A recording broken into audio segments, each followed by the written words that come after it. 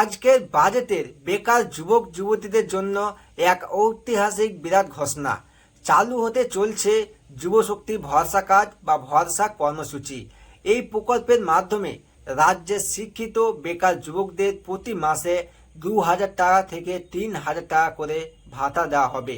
কোন মাস থেকে এই টাকা পাওয়া যাবে, কারা এই টাকা পাওয়ার জন্য যোগ্য এবং কোন কড়া শর্তের কারণে বহু পরিবার এই টাকা পাওয়া থেকে বঞ্চিত হতে পারেন, তা আজকের ভিডিওতে আমরা একদম অফিসিয়াল বাজেট আপডেট সহ বিস্তারিত জেনে নেব। তো নমস্কার বন্ধুরা, আপনাদের সবাইকে স্বাগত জানাই কাশিদ অনলাইন হেল্প চ্যানেলে। আজ রাজ্য বাজেটে বেকার যুবকদের জন্য মুখ্যমন্ত্রী শুভেন্দু অধিকারী এক বিরাট আর্থিক সহায়তার ঘোষণা করেছেন। এই প্রকল্পের টাকা দেওয়ার তারিখ এবং যোগ্যতা নিয়ে আপনাদের মনে যা যা প্রশ্ন বা ডাউট রয়েছে, আজকের ভিডিওতে আমরা তা সম্পূর্ণ ক্লিয়ার করার চেষ্টা করব। তাই খবরটি খুবই গুরুত্বপূর্ণ। ভিডিওটি একটুকু স্কিপ না করে শেষ পর্যন্ত অবশ্যই দেখুন, বন্ধুদের সাথে বেশি বেশি শেয়ার করুন এবং এই ধরনের দরকারি সরকারি আপডেট সবার আগে পেতে চ্যানেলটিকে সাবস্ক্রাইব করে পাশে থাকুন। আর যারা ফেসবুক থেকে দেখছেন পেজটিকে ফলো করতে ভুলবেন না। তো চলুন ভিডিওটি শুরু করা যাক। তো প্রথমে দেখে নেব যুবশক্তি ভরসা কার্ডে কত টাকা এবং কবে থেকে দেওয়া হবে। বাজেট এবং মুখ্যমন্ত্রীর ঘোষণা অনুযায়ী এই নতুন ভাতার নিয়মগুলি নিয়ে আলোচনা করা হলো। টাকা দেওয়ার তারিখ মুখ্যমন্ত্রী স্পষ্ট জানিয়েছেন যে আগামী অক্টোবর মাস থেকে এই যুবশক্তি ভরসা কার্ড বা ভরসা কর্মসূচির টাকা দেওয়া হবে। শিক্ষাগত যোগ্যতা কি?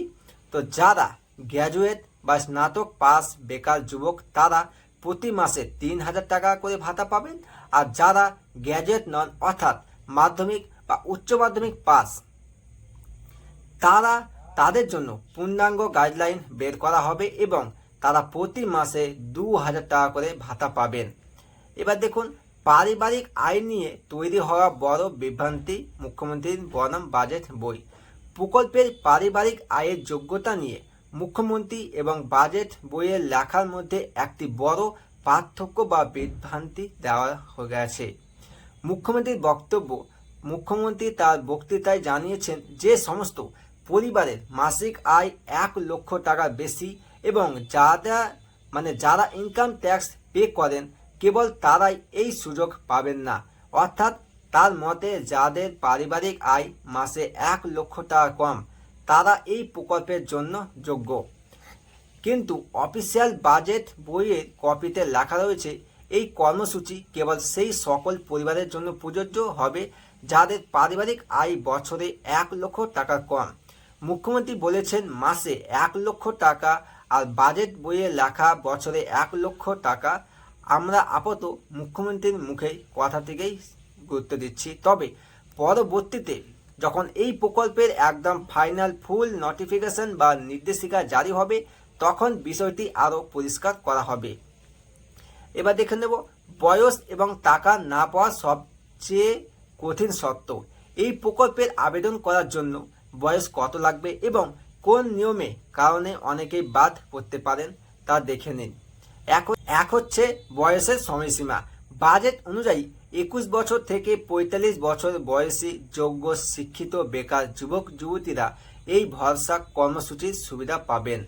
সবচেয়ে কঠিন শর্ত হচ্ছে বাজেট বইয়ের পরিষ্কার উল্লেখ রয়েছে যে সমস্ত পরিবারের কোনো সদস্য অন্য কোনো সামাজিক সুরক্ষা প্রকল্প বা সরকারি ভাতার সুবিধা পাচ্ছেন না, কেবল সেই সব পরিবারের প্রার্থীরাই এই ভাতার জন্য আবেদন করতে পারবেন। কেন অনেকে বাদ যেতে পারেন? এই নিয়মটি অত্যন্ত জটিল, কারণ আমাদের রাজ্যে এমন পরিবার খুবই কম আছে যে পরিবারে কোনো না কোনো সদস্য লক্ষ্মী ভাণ্ডার, অন্নপূর্ণা ভাণ্ডার বা অন্য কোনো সরকারি সুবিধা পান না। পরিবারের কোনো একজন সদস্য যদি কোনো সরকারি আর্থিক সুবিধা পেয়ে থাকেন তবে ওই পরিবারের বেকার যুবকটিও এই 3,000 বা 2,000 টাকা ভাতা পাবেন না। সংক্ষেপে বলতে গেলে 21 থেকে 45 বছর বয়সীদের জন্য অক্টোবর মাস থেকে এই যুবশক্তি ভরসা কার্ডের টাকা দেওয়া শুরু হচ্ছে, যেখানে গ্র্যাজুয়েটরা 3,000 টাকা এবং বাকিরা 2,000 টাকা পাবেন। তবে পরিবারের অন্য কেউ সামাজিক ভাতা পেলে এবং এই টাকা পাওয়া যাবে না, তাই নিয়ে ফাইনাল নোটিফিকেশন আসলে আমরা আরও বিস্তারিতভাবে জানতে পারবো। এই প্রকল্পের শর্তগুলো আপনাদের কেমন লাগলো নিচে কমেন্ট করে অবশ্যই জানাবেন। ভিডিওটি ভালো লাগলে লাইক ও বেশি বেশি শেয়ার করে সবাইকে এই নতুন আপডেটটি জানিয়ে দিন। দেখা হবে পরবর্তী ভিডিওতে। ততক্ষণ আপনারা সুস্থ থাকুন, ভালো থাকুন, ধন্যবাদ।